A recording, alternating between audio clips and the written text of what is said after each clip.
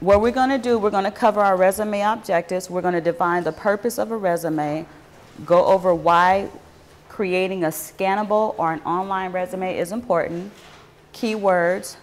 So the purpose of your resume, it is to introduce yourself to an employer via presentation of your employment experiences. Also to open doors to jobs. So one thing you want to always be mindful is, even though you're going to create a scannable resume, the other option or addition to the scannable resume is to always have a one-page resume that you can present to an employer, because what we've been covering so far is being ready for an interview at any time. So to be ready for an interview, you don't actually wait till an announcement comes up on the computer, nor do you wait to check the internet to see if an employer has hired someone. You actually go do the footwork, have your one-page resume ready, and then you introduce yourself to the person who is responsible for doing the hiring. Always have your references, salary history, a cover letter, because you want to be able to introduce yourself to the person who is responsible for doing the hiring. And as we covered in the last workshop about networking, if you are able to network and you know someone that has a lead, of course you want to put that on your cover letter to introduce yourself to whoever the networking or the contact person is through your network. So why scannable online resume? Over 50% of today's employers use technologies to select candidates from an online system.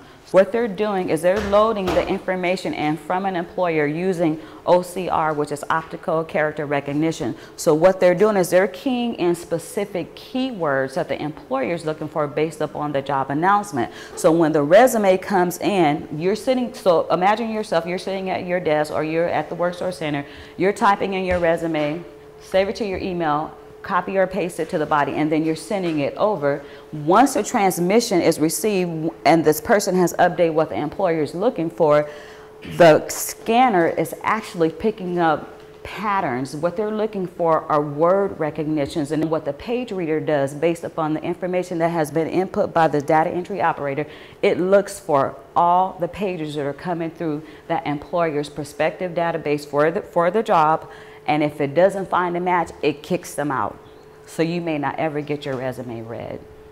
And a lot of clients don't know that when they are doing job search, it is very important that they use a specific type of resume, and that's called a scannable resume, because most companies are using technology and they don't want to really take a lot of calls because workload has been reduced and they're really trying to get more work out of the people that they have. And the same thing with human resources. A lot of companies are cutting back, and this is what everybody's going to. So it is so important that you put keywords on your resume.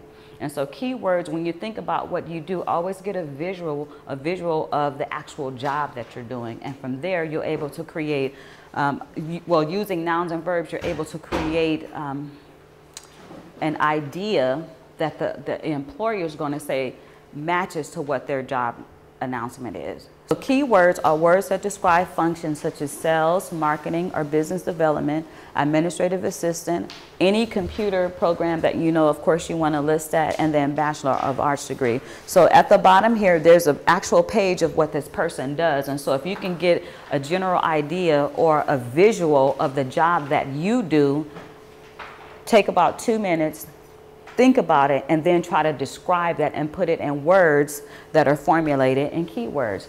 So keywords are not team player or good communication skills, track record of success, or introduce new products. Those aren't keywords. So when you're thinking about your resume, you want to always keep in mind, stay away from these words, because this is generally what people say and they kind of really don't have an idea what it means. And if you use this and you're not creating a scannable resume, you have to give an example. Introduce new products. It doesn't say the industry, nor does it tell what specific products or if it had any effect on the company that they're working for. Accomplishments are a great asset to a keyword resume. One example, possess strong communication skills, customer service and organizational skills, which increase customer satisfaction from 85% to 98%, and to realize 100% on-time delivery of assigned projects.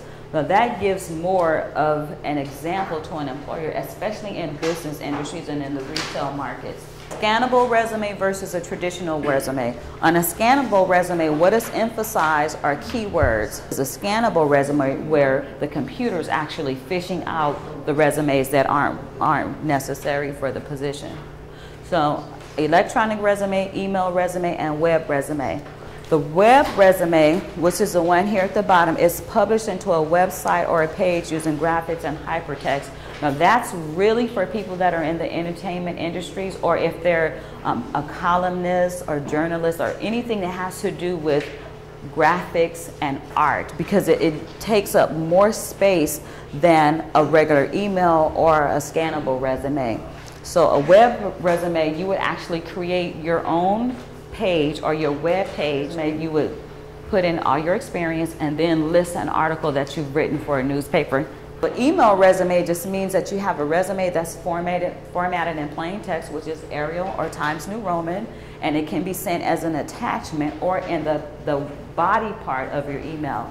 And then the scannable resume is written specifically for a company to get a specific job. Now, the difference between an email resume and the scannable resume is a lot of people can send an email resume, but is it the text version for scannable resumes? Because once it goes through the transmission, the words and the characters, the numbers, if you don't have it formatted with the dash or the asterisk, it's going to restructure the first lines of your words, and so when the employer gets it, they may not be able to understand what your resume is saying. And sometimes it transposes the letters and number, and it looks like a lot of codes. Sizes your strengths. Keep your objective statement, keywords, summary of qualifications, skills, experience, education, and certificates. So everything that you put on your personal resume, of course you're going to keep it on your scannable resume. On the first page of your scannable resume, it is only about the job that you're applying for. The second page of your scannable resume is your actual work history. Okay, and then we're going to see some samples with that. You want to remember to KISS your resume, and KISS means to keep it simple, sweetie, okay? So let's justify your entire document. So when you're opening horizontal lines, no graphics, no boxes.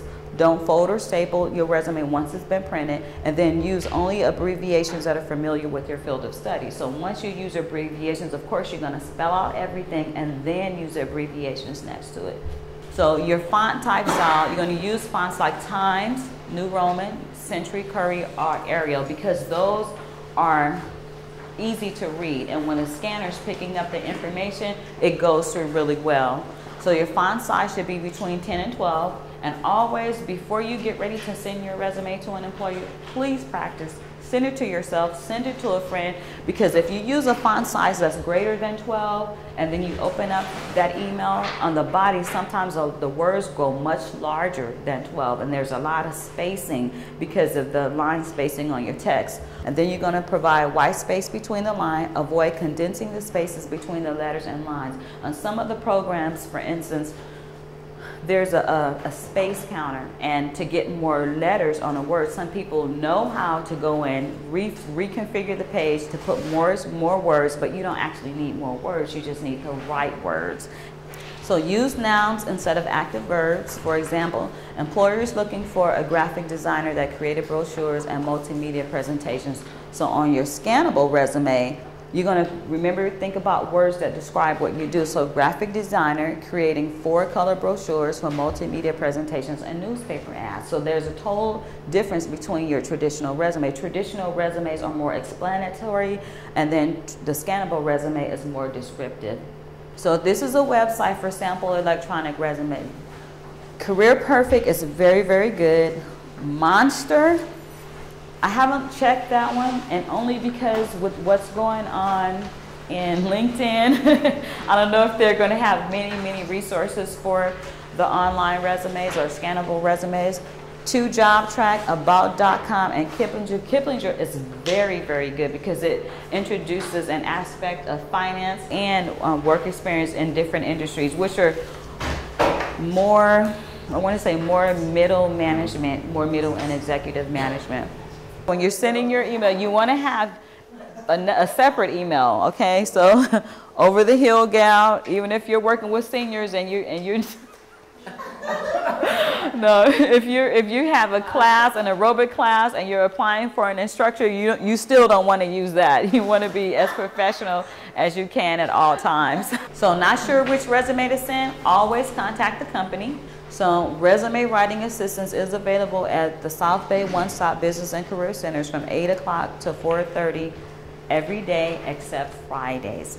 So Fridays, you got to make an appointment. See, Monday to Thursday, you can just walk in and sit down and say, hey, I need help with the resume, and who's ever available can assist you. But on Fridays, because we're short-staffed, you got to make an appointment to come in, but someone will help you once you come in. Now, that is the end of our presentation. Thank you all for coming.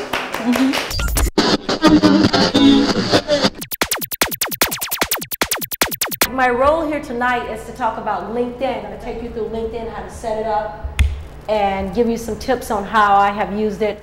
It seems like everyone is a member of LinkedIn these days. You've got an online profile that represents your professional experience, education, and recommendations, and you have connections to people that you know and trust. You get the emails, but now what? We're here to show you that LinkedIn isn't about building connections. It's about helping you be more productive. Here's one way to think about it. To accomplish a goal, we need to see the path that will get us there.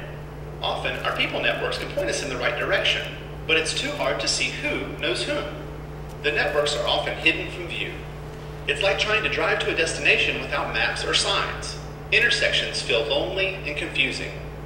LinkedIn solves this problem by making professional connections visible. When you have a professional need in your daily life, LinkedIn helps make the path visible so you can ask the right questions and make the right decisions. Here's how it works. Meet Lori. She owns a small engineering firm and has been a long-time LinkedIn member. She has a lot of connections, but never knew what was possible. Recently, she closed a few big deals, her business changed, and her to-do list grew. She needed to find a new ad agency and raise some funding. Lori's friend suggested taking another look at LinkedIn. This time, she didn't just see a group of connections, but a network that's alive and ready to help. Lori decided to use her network to get things done. Lori's brand needs a very particular kind of ad agency. Instead of searching the web or browsing the yellow pages, she reached out to connections on LinkedIn whom she knew would have solid feedback on ad agencies. Within days, her network had helped her find 3 contacts at trusted agencies. She was ready to move on. To keep her business growing, she needed funding, but didn't know where to begin. So, she did an advanced search for investors who specialize in her kind of company and found that trusted investors were in her network. All she needed was an introduction from her connections. Her network connected her to the right people and gave her a chance to shine. For the first time, Lori saw LinkedIn differently. Instead of just being a group of connections, now her network is alive and easy to navigate, especially in accomplishing goals. Lori is just one of millions of connections on LinkedIn. No matter what your profession, people, knowledge, and opportunities are at your fingertips. Get started or give your network another look at LinkedIn.com. Let's talk about social media demographics. Social media demographics, I found this the other day. It's broken it up by age, income, educational level, and gender. So they're saying, okay, the tools that are out here that people are using these days, they have one called Dig, and I'll show it to you. Stumble Upon. Let's skip that one because that one I couldn't even figure out what it was. Facebook. Of course, we're going to be featuring LinkedIn tonight. Twitter, MySpace, Ing. My point for showing you all of this, it says, okay, people who are using LinkedIn between this 85 and over, as you see, there's only a few dots there. But people between the age of 45 to 54, a lot of people using it, right? Social networking is a social network made up of individuals like us or organizations like One Stop Capital called nodes. You see these little